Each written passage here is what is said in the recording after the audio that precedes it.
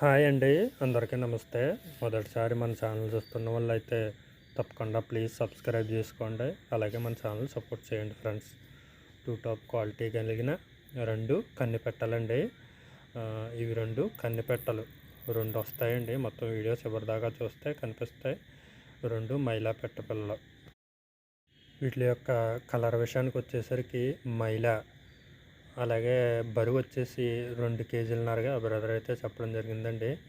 అలాగే హైట్ వచ్చేసరికి 20గా బ్రదర్ చెప్పడం జరిగిందండి.